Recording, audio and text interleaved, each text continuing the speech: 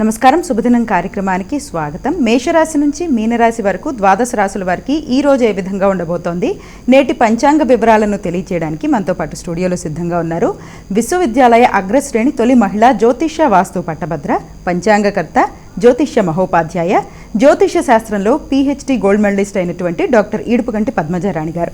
వారితో మాట్లాడదాం. ద్వాదశ రాశుల వారికి ఈ రోజు ఏ విధంగా ఉందో తెలుసుకుందాం. అమ్మా నమస్తే. అమ్మా నమస్కారం. నేటి పంచాంగం. అమ్మా నేటి పంచాంగాన్ని ప్రేక్షకులకు తెలియజేస్తారా? నేటి పంచాంగం 31/1/2025 శ్రీ క్రోధినామ సంవత్సరం, ఉత్తరాయణం, మాఘమాసం, శుక్లపక్షం, శుక్రవారం. సూర్యోదయం ఉదయం 6:30, సూర్యాస్తమయం సాయంత్రం 5:52. తిథి విధియ మధ్యాహ్నం 1:59, నక్షత్రం శతభిషం రాత్రి తెల్లవారుజామున 4:14 వరకు. యోగాలు వరియాన్ మధ్యాహ్నం 3:33, కరణము కౌలవ మధ్యాహ్నం 1:59, తైతిల రాత్రి తెల్లవారుజామున 12:49, రాహుకాలం ఉదయం 10:46 నుంచి 12:11, ఉళిక్కాలం ఉదయం 7:55 నుంచి 9:20, యమగండం మధ్యాహ్నం 3:01 నుంచి 4:26, అభిజిత్ ముహూర్తం ఉదయం 11:48 నుంచి 12:33, దుర్ముహూర్తం ఉదయం 8:46 నుంచి 9:32, మరల మధ్యాహ్నం 12:33 నుంచి 1:19, అమృతకాలం రాత్రి 9:31 నుంచి 11:01, వర్జం మధ్యాహ్నం 12:33 నుంచి 2:03 వరకు. ఇది నేటి పంచాంగం. నేటి రాశి ఫలాలు. మేషరాశి.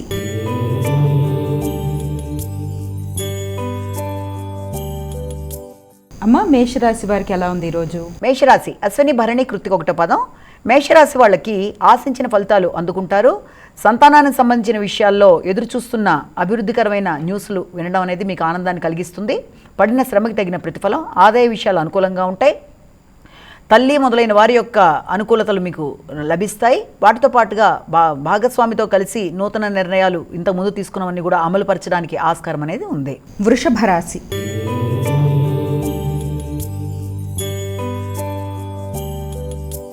అమ్మ వృషభ రాశి వారికి ఎలా ఉంది ఈరోజు? వృషభ రాశిలోకి వచ్చే నక్షత్రాలు తీసుకుందాం. వృషభ రాశిలోకి వచ్చే నక్షత్రాలు ప్రధానంగా మనకి ఈ కృత్తిక, రోహిణి, మృగశిర. ఈ వృషభ రాశి వాళ్ళకి ముఖ్యంగా వృత్తికి సంబంధించిన విషయాలలో కొంచెం ఎక్కువ బాధ్యతలు అనేవి ఉండడం వల్ల దానికి సంబంధించిన విషయాల్లో ఎక్కువ ఫోకస్ చేయడం అనేది, ఎక్కువ శ్రమ పడడం అనేది, వ్యక్తుల సహకారం అంటే ముఖ్యంగా మీ యొక్క తోబుట్టువులు కానీ మిత్రులు కానీ మీకు సహకరించి నూతన వృత్తులకు అవకాశం కలిగించే విధంగా వారి యొక్క సహకారాలు మీకు అందుతాయి.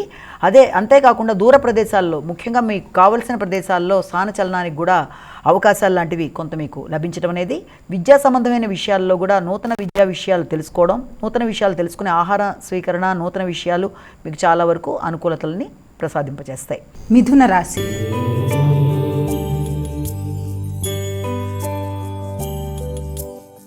అమ్మ మిథున రాశి వారికి ఎలా ఉంది ఈరోజు? మిథున రాశిలోకి వచ్చే నక్షత్రాలను ప్రధానంగా తీసుకుందాం. మిథున రాశిలోకి మృగశిర, ఆరుద్ర, పునర్వసు 3 పదాలు. ఈ మిథున రాశి వాళ్ళకి ముఖ్యంగా కమ్యూనికేషన్ ప్రాబ్లం అనేది లేకుండా ఆశించిన ఫలితాలు పొందుతూ ముందుకు వెళ్ళిపోతారు. చక్కగా మాట్లాడి అనుకున్న పనులని సాధించుకోగలుగుతారు. ఆ విషయాల్లో మీకు మీ యొక్క తోబుట్టువుల యొక్క సహకారం కూడా కొన్ని సందర్భాల్లో లభిస్తుంది. అలాగే నూతన పరిచయాలు కూడా మీకు ఉపయోగకరంగా ఉంటాయి. మధ్యవర్తిత్వం మొదలైన వాట్లల్లో మీరు జోక్యం చేసుకొని కొన్ని ముఖ్యమైన విషయాలని సాల్వ్ చేయడానికి ప్రయత్నం చేస్తారు. కర్కాటక రాశి.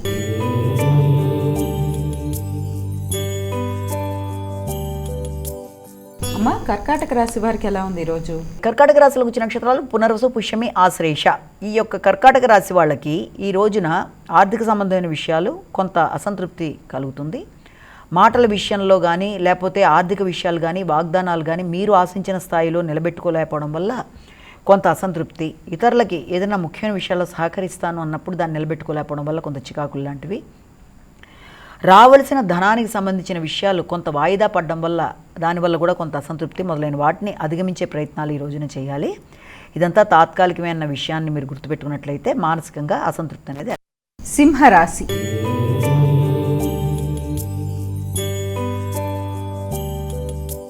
అమ్మ సింహరాశి వారికి ఎలా ఉంది ఈరోజు? సింహరాశి అంటే మఖా పుబ్బ ఉత్తర. సింహరాశి వాళ్ళకి ముఖ్యమైన విషయాలు అంటే సంఘంలో గుర్తింపు, గౌరవంతో పాటుగా మీ వ్యక్తిగత విషయాలలో శ్రద్ధ తీసుకుంటారు. వ్యక్తిగత అభివృద్ధి అనేది ఏర్పడుతుంది. మీ కొరకు మీరు ధనాన్ని ఖర్చు పెట్టుకోవడం, మీ కొరకు మీరు ఆలోచించడం మొదలుపెట్టడం మొదలైన వాటికి ఆస్కారం అనేది లభిస్తుంది. నూతన నిర్ణయాలు, నూతన కోరికలు, మనసు ఉల్లాసంగా ఉత్సాహంగా ఉండడం, కొత్త వ్యక్తుల్ని కలవడం మొదలైన వాటికి ఆస్కారం ఉంది. కన్యా రాశి.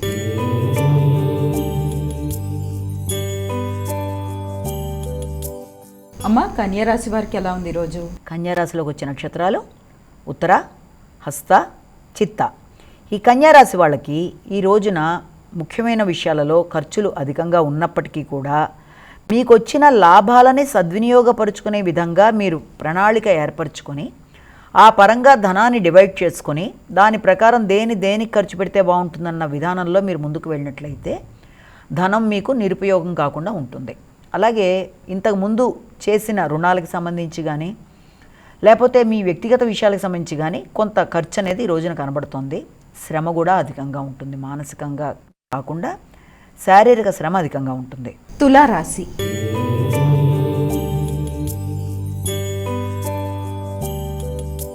అమ్మ తులారాశి వారికి ఎలా ఉంది ఈరోజు? తులారాశి చిత్త, స్వాతి, విశాఖ. ఈ తులారాశి వాళ్ళ విషయం తీసుకున్నట్లయితే ఉపాసనా బలాన్ని కూడా ఖచ్చితంగా పెంచుకోవడానికి ప్రయత్నం చేస్తారు. మీకు కావాల్సిన ముఖ్యమైన విషయాల్లో స్నేహితులు, సంతానం మీకు సహకరిస్తూ ముందుకు పెడతారు. వృశ్చిక రాశి.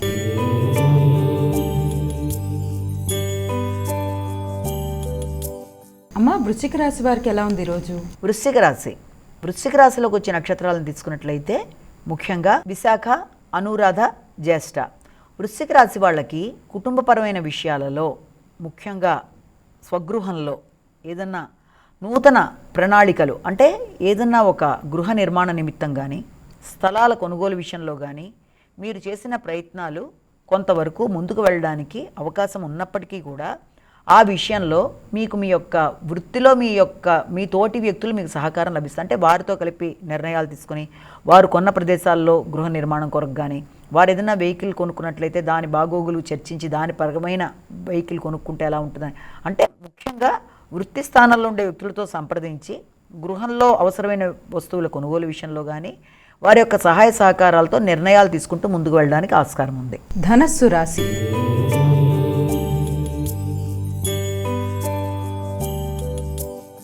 అమ్మ ధనస్సు రాశి వారికి ఎలా ఉంది ఈరోజు? ఇక ధనస్సు రాశి మూల, పూర్వాషాఢ, ఉత్తరాషాఢ. ఈ ధనస్సు రాశి వాళ్ళకి విద్యా నిమిత్తం విద్యార్థులకి దూర ప్రదేశాల్లో అవకాశాలు లభించడం, దాని పరంగా కొత్త నిర్ణయాలు తీసుకుంటూ ముందుకు వెళ్ళడం, వీసా మొదలైన వాటి గురించి చర్చలు జరగడం, అలాగే ఉన్నత విద్య కొరకు ప్రయత్నం చేసే విద్యార్థులు ఆ పరంగా కృషి ఎక్కువ చేయడం, అలాగే ఆర్థిక సంబంధమైన విషయాల్లో తండ్రితో చర్చించి నిర్ణయాలు తీసుకోవడం మొదలైన వాటికి ఆస్కారం ఉంది. మకర రాశి.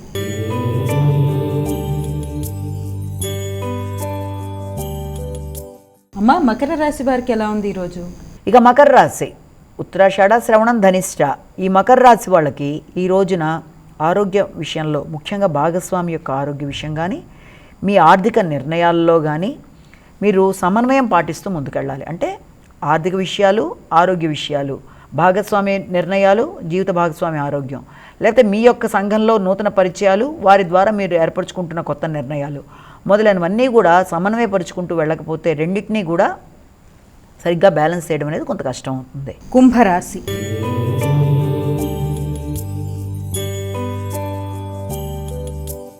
అమ్మ కుంభరాశి వారికి ఎలా ఉంది ఈరోజు? కుంభరాశిలోకి వచ్చే నక్షత్రాలు మనం తీసుకుంటే ధనిష్ట, శతభిషం, పూర్వభద్ర 3 పాదాలు.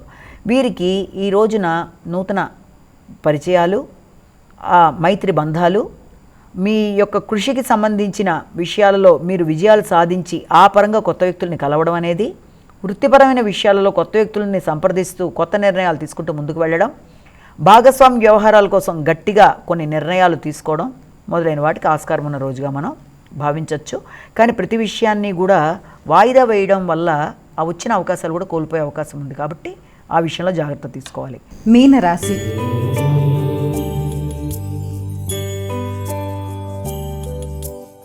అమ్మ మీనరాశి వారికి ఎలా ఉంది ఈరోజు? మీనరాశి పూర్వభద్ర, ఉత్తరభద్ర, రేవతి. వీరికి ముఖ్యంగా రోగనిరోధక శక్తిని పెంచుకోవాలి. శత్రువులపై విజయాన్ని సాధించడానికి నైపుణ్యాలు పెంచుకుంటారు.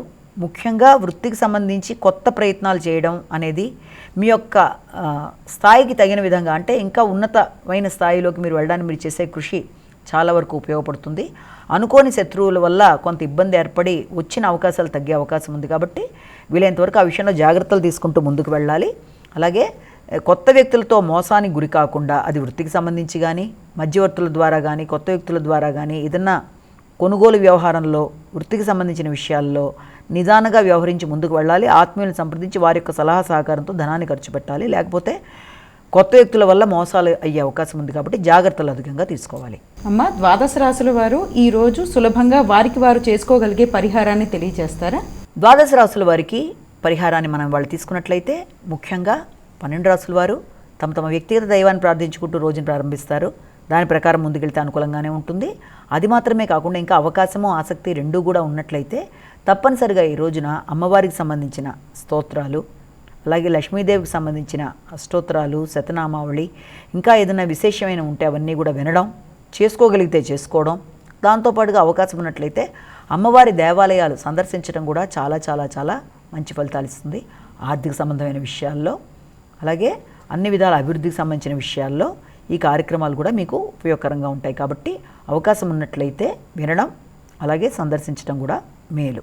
అలాగే ఇప్పటిదాకా మనం చెప్పుకున్న రాశి ఫలితాలని కేవలం ఒక వ్యక్తినే ఉద్దేశించి చెప్పలేదు కాబట్టి ఒక్కరికే ఉద్దేశించి చెప్తున్నట్టుగా అనుకోకుండా ప్రతి వ్యక్తి కూడా తమ తమ వ్యక్తిగత జాతకాలతో కలిపి చూసుకుంటూ ఎదురవుతున్న చిన్నపాటి సమస్యల్ని, గోచార రీత్యా ఎదురవుతున్న ఇబ్బందులను ఏమన్నా ఉన్నట్లయితే వాటిని ఈ చిన్నపాటి పరిహారాలు చేసుకుంటూ ముందుకు వెళ్ళినట్లయితే, అంటే దేవాలయ సందర్శన కానీ, శ్లోకాలు కానీ, లేకపోతే మీ ఇష్టదైవ ప్రార్థనని ఇంకొంచెం చేసుకోవడం కానీ, వీటన్నిటి వల్ల ఆ పాటి చిన్న సమస్యలను అధిగమించగలుగుతారని భావన చేయొచ్చు.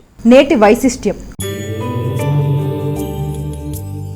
అమ్మా, ఈనాటి కార్యక్రమంలో నేటి వైశిష్ట్యాన్ని ప్రేక్షకులకు తెలియజేస్తారా?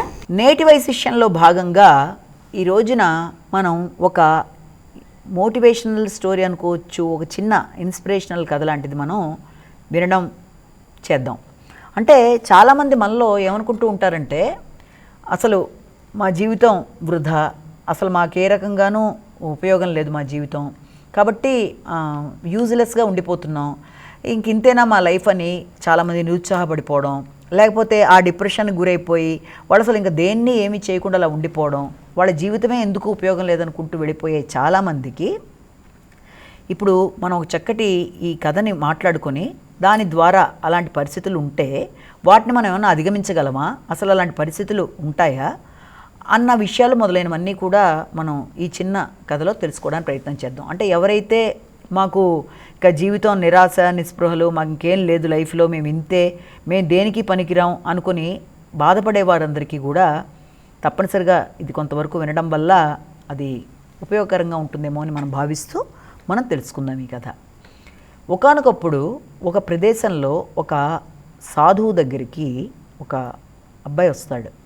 వచ్చేం చేస్తాడంటే, నాకు నా జీవితం ఏమీ బాలేదు, అన్ని నిరాశలు, నిస్పృహలే, నాకు అసలు మిగిలిన వాళ్ళందరికీ అన్ని విధాల వాళ్ళు అనుకూలంగా వాళ్ళకి బాగుంది, నేను అసలు ఏమీ పనికిరాని వ్యక్తిని, నాకేమీ నా జీవితంలో ఏమీ లేదు, నా పరిస్థితి ఈ రకంగా ఉండడం బట్టి అసలు నేను ఎందుకు వచ్చానో నాకే తెలియటం లేదు, నా ఒక్కడే ఎందుకు ఇలా ఉన్నాడు, మిగిలిన వాళ్ళందరూ నా చుట్టుపక్కల వాళ్ళందరినీ చూస్తుంటే వాళ్ళు ఏదో రంగంలో విశేషంగా ముందుకెళ్ళిపోవడమో, లేకపోతే అనుకూలంగా ఉండడమో, ఏదో రకంగా వాళ్ళల్లో ఒక సామర్థ్యంలాగా వాళ్ళు ముందుకెళ్ళడం, రకరకాలు. అంటే మొత్తానికి ఆ అబ్బాయి భావన ఏంటంటే తను దేనికి ఉపయోగంగా లేడు, తనకి అలాంటి పరిస్థితి ఎందుకు వచ్చింది తన ఒక్కడికే జీవితంలో, మిగిలిన వాళ్ళందరూ కూడా ఏదో రకంగా బాగానే ఉంటున్నారు కదా, తను ఇంకెందుకు తన జీవితం నిరాశ నిస్పృహలతో తప్ప ఇంకా దేనికి లేదు, అసలు తన పరిస్థితి ఏంటి అన్న విషయాన్ని, అంటే తన చుట్టుపక్కల వాళ్ళందరికీ బాగుంది, తనకి బాగాలేదు అని అతని భావనతో అతను బాధపడతాడనమాట. అప్పుడు అందరితో అలాగా కంపేర్ చేసుకొని బాధపడుతున్నప్పుడు అప్పుడు ఆ సాధువు ఏం చెప్తాడంటే, ఇప్పుడు నేను నీకు ఒక కథ చెప్తాను బాబు, అది దేనికి సంబంధించింది అంటే బ్యాంబూ అంటే తెలుసు కదా, వెదురుకి గులాబీ పువ్వుకి సంబంధించిన ఒక కథ చెప్తాను, ముందు అది విను నువ్వు అంటాడు ఆయన. అంటే సరే చెప్పండి అంటాడు.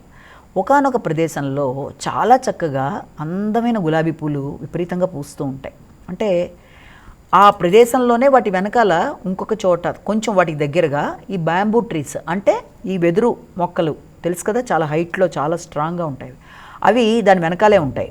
ఇవేమో ముందు గులాబీ పూలు, దానికి కొంచెం ముందుగా ఒక చోట గులాబీ పూలు వనం లాంటిది అనుకుందాం పోని, గులాబీ పూలు చక్కగా పూసి ఉంటాయి. వచ్చిన వాళ్ళందరూ కూడా వాటిని ప్రైజ్ చేస్తూ గులాబీ పూల యొక్క స్మెల్కి కానీ, వాటి యొక్క మంచి యొక్క వాసన, లేకపోతే వాటి యొక్క పరిమళాలు, వాటి యొక్క అందం, రూప లావణ్యాలు ఇవన్నీ చూసి అందరూ వాటితో కలిపి ఫోటోలు తీయించుకోవడానికి ప్రయత్నం చేస్తూ ఉంటారు ఈ గులాబీ పూలతో. అది గమనిస్తూ ఉంటాయన్నమాట వెనకాల వెదురు చెట్లు. అలా గమనించి అవి ఒకరోజు ఏం చేస్తాయంటే బాధపడతాయి, మాతో ఎవరు ఫోటో తీసుకోరు, మేము అసలు ఉన్నట్టుగా కూడా ఎవరు పట్టించుకోరు, మా పరిస్థితి ఏంటి, దాంతో అయితే అంత చక్కగా తీసుకుంటున్నారు. గులాబీ పూలు ఎంత గొప్పవో వాటి యొక్క సువాసనకి, ఆ పరిమళాలకి, ఆ రూపానికి అన్నిటికీ చక్కగా ఉన్న విలువ మాకెక్కడా లేదు కదా అని బాధపడి అవి ఏం చేస్తాయంటే ఒక రోజున గులాబీ పూలారా మిమ్మల్ని చూస్తే నాకు కొంచెం ఇదిగా ఉంది, మాకైతే ఏమీ లేదు లైఫ్లో, మీరైతే చక్కగా మిమ్మల్ని అందరూ ఇష్టపడతారు, స్త్రీలందరూ ఆకర్షిస్తారు, మీతో అందరూ ఫోటోలు తీసుకుంటారు, మీ పరిమళానికి ఏది సాటి రాదు, మీరు మిమ్మల్ని చూసి చాలా ప్రైజ్ చేస్తున్నాం మేము అని చెప్పి అవి చెప్తే గులాబీ పూలు చాలా సంతోషం, మీరు నన్ను ప్రైజ్ చేసినందుకు, అంటే మీరు నన్ను పొగిడినందుకు చాలా ధన్యవాదాలు అని చెప్తాయి ఆ గులాబీ పూలు. చెప్పిన తర్వాత ఆ గులాబీ పూలు ఏమంటాయంటే, మీరు నన్ను పొగిడారు బాగానే ఉంది ఓ యొక్క వెదురు మొక్కల్లారా, కానీ మాకు మిమ్మల్ని చూస్తే జలసీగా ఉంది అని చెప్తారు. నన్ను చూసి ఈర్ష్యపడ్డం ఏంటా అని చెప్పి వెదురు మొక్కలు ఆశ్చర్యపోతాయి. ఎందుకంటే వాటికి రూపలావణ్యాలు గులాబీ పూల్లో లేవు కదా, వాటిలో సువాసన పరిమళాలు వాటి దగ్గర లేవు కదా, వాటిని ఎవరు ఆకర్షించి దగ్గరికి వచ్చి ఫోటోలు తీసుకోవట్లేదు కదా. కాబట్టి గులాబీ పూలు అలా అనేటప్పటికీ ఆశ్చర్యపోయి, మమ్మల్ని చూసి నువ్వు జలసీ పడుతున్నావా అంటే ఈర్ష్యాసు ఇలా మమ్మల్ని చూసా అని చెప్పంటే, అవును, ఎందుకంటే మేము ఇంత ఇలా కనబడుతున్నా కూడా గట్టిగా ఒక గాలి వస్తే మా యొక్క పూరేకలన్నీ రాలిపోతాయి, మేము తొందరగా వడలిపోతాము, మా లైఫ్ స్పాన్ కూడా ఎక్కువ లేదు, అదే అంత పెద్ద గాలి వచ్చినా మీరు స్ట్రాంగ్గా అలాగే ఉంటారు, మీ యొక్క ఇది స్ట్రోమ్ అనేది చాలా బలంగా ఉండడం బట్టి ఎలాంటి గాలికి దేనికైనా కూడా మీరేమి ఇదవ్వరు కదా, అందుకని మాకు అప్పుడప్పుడు మనం చూసి ఈర్ష్యగా అనిపిస్తూ ఉంటుంది, అయ్యో పైగా మీరు ఎక్కువ కాలం మీరు ఉంటారు, మేము అలా ఉండలేం, మీకున్న ఆ శక్తి అంటే ఎంత గాలి వీచినా మీరు ఇది పడిపోని మీ శక్తిని చూస్తే మాకు జలసే అనిపిస్తుంది అంటే, అప్పుడు అవి అనుకుంటే నాకు ఎంత శక్తి ఉందా, ఏదో మామూలు అనుకున్నాం అంటే మాకు ఇంత శక్తి కూడా ఉందన్నమాట, మమ్మల్ని ప్రైజ్ చేస్తుందన్నమాట గులాబీ పూలని ఆనందపడతాయి. ఆ తర్వాత ఇంకా ఏమంటాయంటే అవి గులాబీ పూలు ఇది ఒకటే కాదు, అనేక విషయాల్లో మీరు చాలా గొప్పవాళ్ళు, ప్రపంచంలో వ్యక్తులు మిమ్మల్ని చక్కగా ఉపయోగించుకుంటారు, మిమ్మల్ని ఉపయోగించి చక్కగా ఒక స్టేర్ కేస్ లాగో లేకపోతే ఇంట్లో వస్తువుల్లాగో చక్కటి సోఫాలు చేసుకుంటూ ఉంటారు, వెదురు ఫర్నిచర్ చేసుకుంటూ ఉంటారు, దాంట్లోంచి చార్కోలు, పేపరు, అన్ని రకాలైన వస్తువులన్నీ కూడా దాంట్లోంచి వస్తాయి, దాంట్లో నీటిని నిల్వ చేసి మొక్కల పెంపకానికి ఎన్ని రకాలుగా వెదురుని చాలా అద్భుతంగా వాడతారు. అంటే అది చాలా ఎన్ని సంవత్సరాలైనా నిలబడిపోయే లాంటిది అనమాట. అది అన్ని రకాలైన వాటికి మీరు ఉపయోగపడతారు, మాదేముంది ఏదో ఇప్పుడు అందంగా మేము కనబడుతున్నాం కానీ మళ్ళీ ఒక 2 రోజుల్లోనే మా శోభ ఇంతే కదా అని అంటే ఆశ్చర్యపోతాయి అనమాట వాటి. అవునా, మేము ఎంత గొప్పవాళ్ళమా, ఇంతకాలం మేము ఎందుకు పనికిరావు అనుకున్నాం కదా, మాలో ఇంత శక్తి ఉందా, మా యొక్క దాంట్లో ఇన్ని వస్తువులు తయారు చేస్తారు కదా, అయితే మేము కూడా ఏ రకంగానూ ఏ రకమైన పూల మొక్కలకి కూడా తక్కువ కాదు, మాకు ఈ శక్తి ఉందన్నమాట అని చెప్పి చాలా కొంచెం అవి ఆనందపడి స్ట్రాంగ్ అవుతుందన్నమాట మానసికంగా. అయిన తర్వాత ఈ కథ చెప్పిన తర్వాత ఆ యొక్క సాధువు మౌనంగా అయిపోతాడు ఆ అబ్బాయితో. అయిపోయిన తర్వాత ఆ అబ్బాయిని అడుగుతాడు, దీన్ని బట్టి నీకేమైనా అర్థమైందా అని అడిగితే ఆ అబ్బాయి మౌనంగా తలంచుకున్నప్పుడు అప్పుడు ఆ సాధువు ఒక మాట అంటాడు, బాబు, ప్రపంచంలో ప్రతి వస్తువు విలువలేనిది లేదు, ప్రతిదీ కూడా దేనికి ఉండే యూనిక్నెస్, దేనికి ఉండే గొప్పతనం, దేనికి ఉండే విలువ దానికి ఉంది.